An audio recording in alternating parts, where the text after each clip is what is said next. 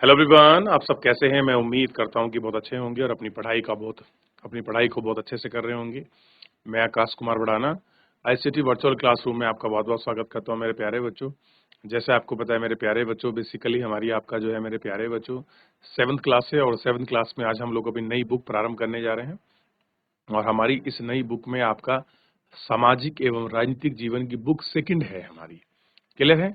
और उसी का हम लोग पहला चैप्टर आपका ले रहे हैं। लेसन नंबर 1 है समानता। इक्वलिटी को हम लोग समझेंगे कि आखिर में समानता का मतलब क्या है और समानता को हम कैसे एक्सप्लेन करते हैं, इस पर भी हम बात करेंगे। तो आइए बिना किसी संकोच के हम बढ़ते हैं डिजिटल बोर्ड यानी कि अपने चैप्टर पर। चैप्टर नंबर 1 आपके सामने है और चैप्टर नंबर 1 में साफ साफ लिखा है, आप देखेंगे समानता। क्या लिखा है? समानता, इक्वालिटी। मैं अगर आपसे पूछूं समानता का मतलब क्या है, क्या कानून की नजर में समान है या सब लोग समान हैं या कोई व्यक्ति किसी धर्म, जाति, मूल, वंश का हो, कोई फर्क नहीं पड़ता, आप सब समान हैं। लेकिन अगर समान है तो अमीर गरीब क्यों है और स्त्री पुरुष क्यों है? अगर सब समान है तो आपका स्त्री और पुरुष क्यों है? ये सारी बातें, ये सारी अवधारणाएं, ये सारे प्रश्न इस चैप्टर के अंतर्गत देख के हमें शांत होंगे और हमको महसूस होगा कहां पर हम इक्वल हैं, कहां पर अनइक्वलिटी है, यानी कि कहां पर हमको समानता महसूस होती है और कहां पर हमको असमानता महसूस होती है। कुछ इस चैप्टर के फंडामेंटल चीजें हैं जो आपको पूरी जिंदगी काम आएंगी। उन फंडामेंटल चीजों को थोड़ा सा आप ध्यान रखें, ज्यादा अच्छा रहेगा। समझिए और इसको हम समझने का प्रयास करते हैं कि भाई क्या कुछ कहा जा रहा है। भारतीय लोकतंत्र में समानता कि जो भारतीय लोकतंत्र है उसमें समानता क्या है, तुम उसमें समानता को देखते कैसे हो? ये देखना और ये समझना बड़ा महत्वपूर्ण है कि भाई आखिर में समानता क्या है और समानता को आप कैसे महसूस करते हैं, क्या इसको समझते हैं कि इक्वलिटी क्या है।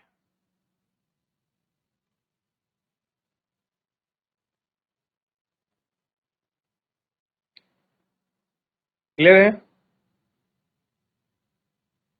देखिए, भारतीय संविधान सब व्यक्तियों को समानता भारतीय संविधान सब व्यक्तियों को समान मानता है कि भारतीय संविधान की नजर में सब लोग कैसे हैं? समान हैं। इसका अर्थ है कि देश के व्यक्ति चाहे स्त्री हो या पुरुष, किसी भी जाति का हो, धर्म का हो, शैक्षणिक या आर्थिक पृष्ठभूमि से हो, यानी कि वो किसी भी धर्म का हो, किसी भी जाति का मांगता हो, कोई पढ़ा लिखा हो या ना हो, अमीर हो या गरीब हो, किसी वर्ग से भी संबंध रखता हो, लेकिन वे सब समान माने जाएंगे। किसकी नजर में? इंडियन कॉन्स्टिट्यूशन की नजर में, भारतीय संविधान की नजर में ये सब आपका समान माने जाएंगे। क्लियर है? ये आपको ध्यान रखना है कि समान कौन है, तो हम ये समान। लेकिन इसके लिए, इसके बाद भी यह नहीं कहा जा सकता कि असमानता खत्म हो जाएगी। आपने कुछ चीजों को पढ़ लिया, आपने कहा भाई कॉन्स्टिट्यूशन में ऐसी चीज लिखा हुआ है कि स्त्री हो या पुरुष, धर्म हो या जाति, शैक्षणिक बैकग्राउंड कैसा ही हो, अमीर हो या गरीब या मध्यम वर्गीय हो, यहाँ पर संविधान की नजर में कोई भी व्यक्ति असमान नहीं, सबके लिए समानता है। बात बिल्कुल सही है। आगे बढ़ेंगे, देखेंगे और समझेंगे तो समझ आएगा आखिर में फिर असमानता क्या है। असमानता खत्म नहीं हुई है, लेकिन फिर भी कम से कम भारतीय संविधान में सभी व्यक्तियों के लिए समानता के सिद्धांत को सर्वमान्य माना गया है। कह रहे जो हमारा व्यक्ति है और इसमें समानता है, इसमें समानता के सिद्धांत को माना गया है। जहां पहले भेदभाव और दुर्व्यवहार के लिए रक्षा करने के लिए कई कानून नहीं थे, अब वे अनेक लोगों के लिए सम्मान और उनके साथ समानता के व्यवहार को सुनिश्चित करने के लिए ये मौजूद है।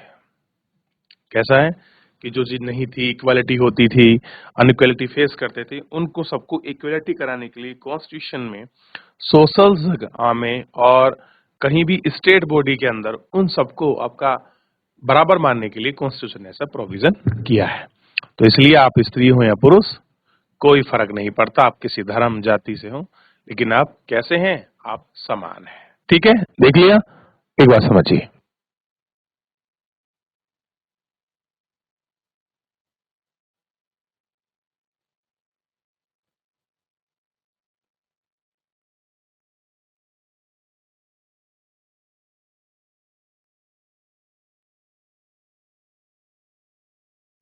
आगे बढ़े, चलिए आगे बढ़ के देख रहे हैं। ठीक,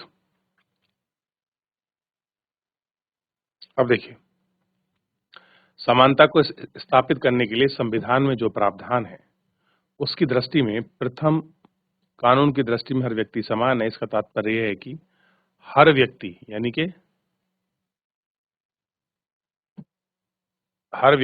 कि राष्ट्रपति से लेकर कांता जैसी घरेलू तक काम करने वाली महिला भी समान है। यानी कोई राष्ट्रपति है या कोई किसी घर में काम करती है कांता, उस जैसे कोई है, तो वो सब समान है। किसी व्यक्ति के साथ धर्म, जाति, धर्म, वंश, जन्म के स्थान पर ये भेदभाव आपके नहीं किए जाएंगे।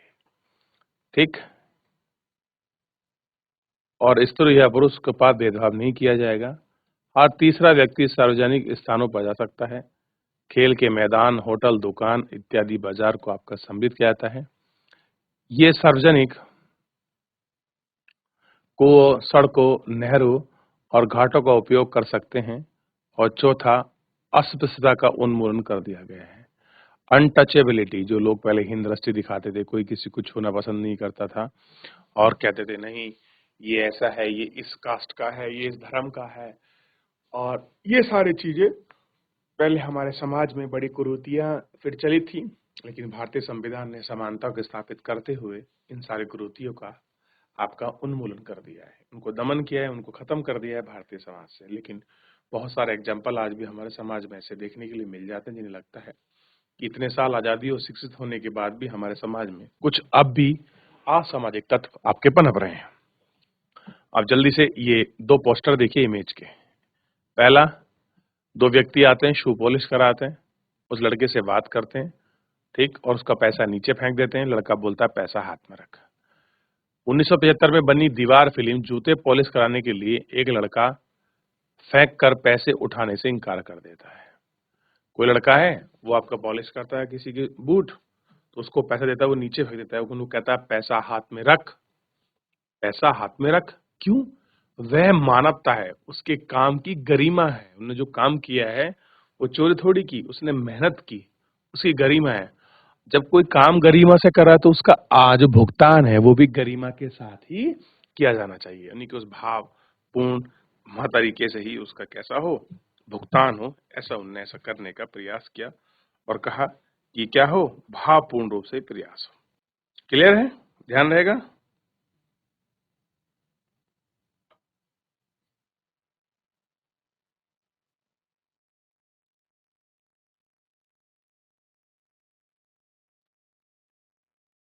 देख लिया? आगे बढ़े, चलिए। अब आप इसमें अच्छे से देख सकते हैं, बात कर सकते हैं। कह रहे कि शासन के संविधान के द्वारा मनाए गए समानता के अधिकार को दो तरह से लागू किया जाता है। कह रहे जो समानता का अधिकार है उसको हम दो तरीके से लागू करते हैं। पहला कानून द्वारा और दूसरा सरकार द्वारा। कार्यक्रम द्वारा सुविधाजनक मदद करके भारत में ऐसे कानून हैं जो उनके द्वारा जो व्यक्तियों के लिए प्राप्त हैं और आरक्षित कर रहे हैं, और साथ ही साथ सरकार का सामुदायिक यानी कि सैकड़ों वर्षों की असमानता है, उनका जीवन सुधारने के लिए कार्यक्रम और योजनाएं लागू हैं।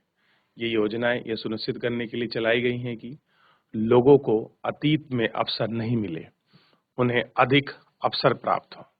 कह रहे हैं कि जो उन्हें आपका जिन लोगों को अतीत में अवसर नहीं मिले हैं, जो किसी कारणवश पिछड़ गए हैं, अब उनको वो अवसर आपके मिले।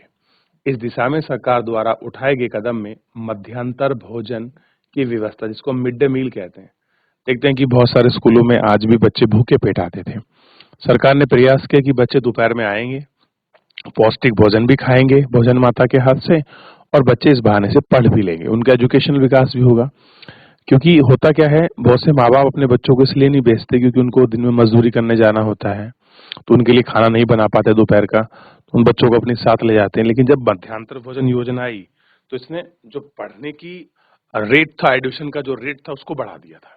इस कार्यक्रम के अंतर्गत सभी प्राथमिक स्कूलों में दोपहर का भोजन दिया जाता था, और यह भोजन सर्वप्रथम तमिलनाडु राज्य में प्रारंभ किया गया। 2001 में उच्चतम न्यायालय ने के द्वारा जारी 6 माह के लिए के अंदर इसको आरंभ करने का निर्देश दिया। इसमें सकारात्मक चीज भोजन और ये सब चीजें इसमें व्यवस्था और ये सारी चीजें इसमें आपका रखी गई, जिनको हमने इस लेक्चर के अंदर पढ़ने का, देखने का प्रयास किया है।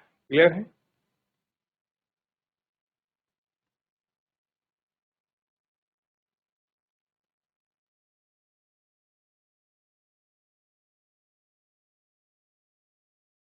आगे बढ़ जाएं।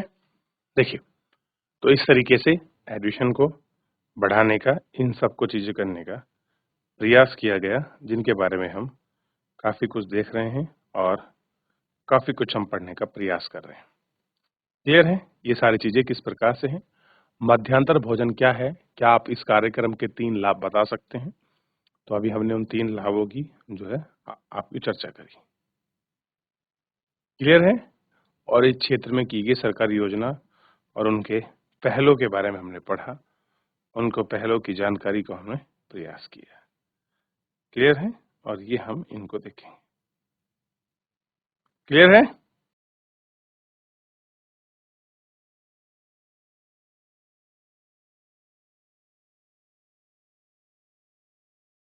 ठीक है बच्चों, तो इस तरीके से हमने देख लिया। घर जाते हैं, स्कूल वापस नहीं लौटे, परंतु अब स्कूल में मध्यांतर भोजन मिलने लगा। उनकी उपस्थिति आई और वे माता जो पहले काम छोड़कर दोपहर में खाना बनाने पड़ता था, वे अब ऐसा नहीं कर पाएंगी।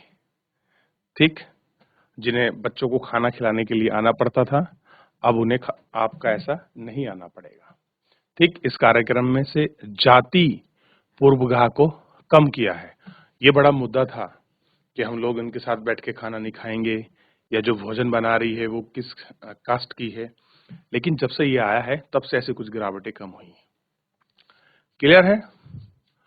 क्योंकि स्कूल में सभी जाति के बच्चे एक साथ भोजन करते हैं।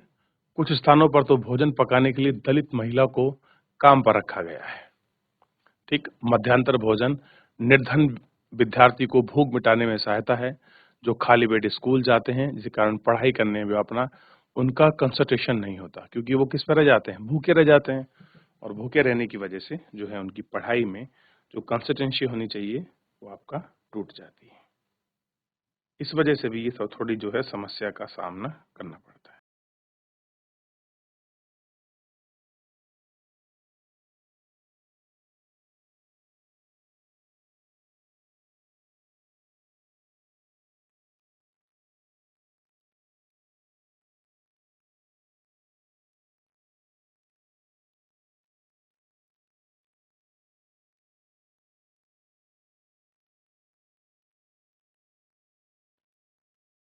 शासकीय क्या होते हैं? जो गवर्नमेंट अपने काम को लाते हैं, जो काम बढ़ाते हैं, उनको हम शासकीय कहते हैं, इस प्रकार से। किंतु अभी किंतु अभी भी बहुत कुछ करने की आवश्यकता है। मध्यांतर भोजन ने निर्धन बच्चों का स्कूल में प्रवेश और उनकी उपस्थिति को बढ़ा दिया है, लेकिन फिर भी इन स्कूल में वे बच्चे जो अमीर के बच्चे जाते थे, उन स्कूलों को बहुत अलग हैं, क्योंकि गरीब के बच्चों को बच्चे पढ़ते हैं। आज विदेश के कई स्कूल हैं जहां ओम प्रकाश वाल्मीकि जैसे दलित बच्चों के साथ भेदभाव और असमानता का व्यवहार किया जाता है। अभी हम ओम प्रकाश वाल्मीकि के बारे में भी पढ़ेंगे। क्लियर है? होता क्या है, आज भी हम लोग कास्टिज्म करते हैं। इन बच्चों को ऐसी असमान स्थितियों में ढकेल दिया जाता है जहां उनके सम्मान की रक्षा नहीं हो पाती। ऐसा इसलिए है क्योंकि कानून बनाए जाने पर भी लोग उनसे समझने से इनकार कर देते हैं। यही कारण है कि इस पर दृष्टिकोण धीरे धीरे परिवर्तन आता है। लोग ये जानते हैं कि भेदभाव करने से कानून के विरुद्ध है। वे जाति, धर्म, अपंगता और साहित्य के मामले पर इन सब पर असमानता करते हैं। दृष्टि है और ये सोच बदलना आपका तब संभव है जब लोग विश्वास करें कि इसका कोई कमतर नहीं है। हर व्यक्ति सम्मानजनक व्यवहार का अधिकारी है और पिछड़तंत्र समाज में समानता स्थापित करने के लिए एक सतत संघर्ष है, जिसमें व्यक्ति और विभिन्न समाज के सहयोग और सदस्यों को, इनको हम इसमें देखते हैं और बात करते हैं। तो समाज में सहयोगी चीजें बड़ी जल्दी आपकी फलती हैं, फूलती हैं। कोऑपरेटिव चीजें ज्यादा आपका अच्छी रूप में चलती हैं। तो इनको हमको समझना चाहिए कि कोऑपरेटिव रूप किस तरीके से होता है। क्लियर है? ध्यान रहेगा इतना, एक बार देख लीजिए, फिर आगे बढ़ते हैं।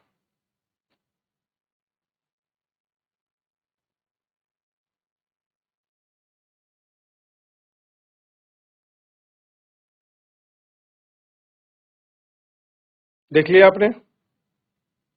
आगे बढ़ें, आगे बढ़ जाते हैं और आगे बढ़ के देखते हैं कि क्या कुछ किस प्रकार से हैं चीजें। अब देखिए, आपने आत्मसम्मान को दांव पे लगाकर जीवित रहना अशोभनीय है। अगर आपका आत्मसम्मान अगर दांव पे लगा है तो मान लीजिए जीना जो है अशोभनीय है। आत्मसम्मान जीवन का सबसे जरूरी हिस्सा है। कह रहे आत्मसम्मान को हम क्या कहते हैं? Self respect. बहुत जरूरी हिस्सा है। इसके बिना व्यक्ति नगण्य है, मतलब व्यक्ति का कोई अस्तित्व नहीं है, ऐसा अम्बेडकर कह रहे हैं। आत्मसम्मान के साथ जीवन व्यतीत करने के लिए व्यक्ति को कठिनाइयों पर विजय प्राप्त करनी होती है। जो कठिनाई है, जो चैलेंजिंग हमारे फेस जो हमारे सामने आते हैं, हमको क्या करना पड़ता है? उन पर आपकी विजय पानी होती है। केवल कठिन और निरंतर सफलता ही व्यक्ति बल, विश्वास और मान्यता प्राप्त करता है। अगर आप निरंतर संघर्ष करोगे तभी कुछ ऐसा हो सकता है। मनुष्य नाशवान है। नाश मतलब आज है कल नहीं रहेगा। हर व्यक्ति को किसी न किसी दिन मरना है, बिल्कुल। परंतु व्यक्ति को संकल्प लेना चाहिए कि वह अपने जीवन का बलिदान आत्मसम्मान और उच्च आदर्शों को विकसित करने। कैसे है? आत्मसम्मान और उच्च आदर्शों को विकसित करने में, कि वो आत्मसम्मान करे और वो उनको विकसित करे। ठीक?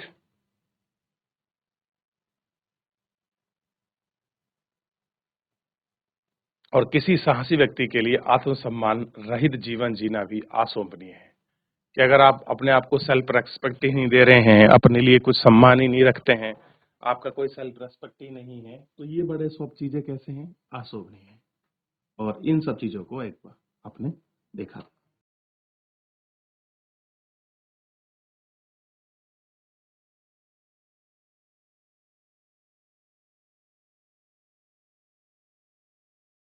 क्लियर है? ध्यान रहेगा कि कितना शोभनीय है, कितना अशोभनीय है। ये सारी चीजें आपके सामने बड़े अच्छे रूप से स्पष्ट हो गई होंगी। क्लियर है?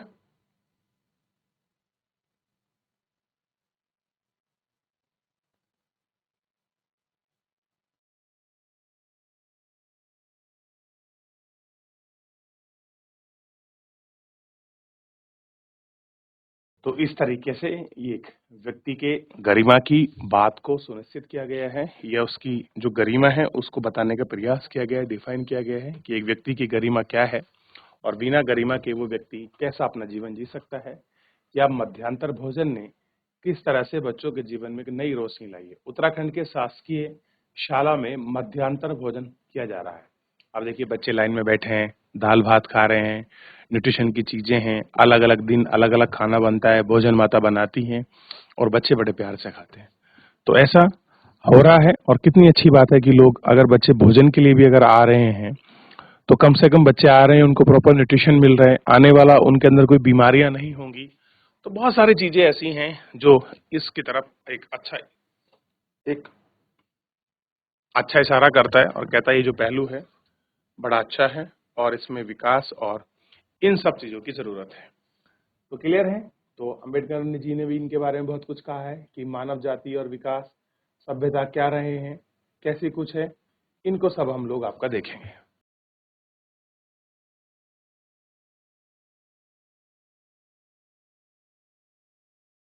बच्चों, मैं एक क्वेश्चन आपसे करता हूं। अगर मैं आपको पढ़ा लिखा कर आपको डीएम बना दूं और आपके साथ अगर भेदभाव हो या अनइक्वलिटी का आप एग्जाम्पल बने, तो क्या आपको महसूस होगा कि मैं डीएम हूं? या फिर अगर आपको अनइक्वलिटी मतलब अगर आपको अनइक्वलिटी फेस करना पड़े तो कितनी दिक्कत, कितनी असहनीयता होती होगी, जो मन में हलचल, उतार चढ़ाव रहते हैं वो आपको महसूस होते होंगे। अगर अनइक्वलिटी नहीं है, आप किसी भी पद पर हैं, कहीं पर भी हैं, बहुत आसानी से काम कर सकते हैं, बहुत आसानी से अपनी बातों को रख सकते हैं, समझा सकते हैं। लेकिन जहां पर कुछ कुरीतियां हमारे समाज में जो पहले ही आपके रूढ़िवादी सोच के थ्रू हमने अपनी पूर्वाग्रह से बना ली हैं, उन सारे मुद्दों को भी हमको अपने दिमाग से डिलीट कर देना चाहिए और हमें सबको समानता और भाईचारे की, बंधुत्वता की नजर में देखना चाहिए, जो हमारा संविधान हमको आपका प्रोविजन देता है। क्लियर है? चलो, तो मेरे प्यारे बच्चों, फिलहाल जो है आज के हम इस लेक्चर में इतना ही। करेंगे नेक्स्ट लेक्चर में। तब तक अपना ध्यान रखना, स्वस्थ रहिए और अपनी पढ़ाई को अच्छे से करते रहिए। मुझसे जुड़ने के लिए बहुत बहुत धन्यवाद।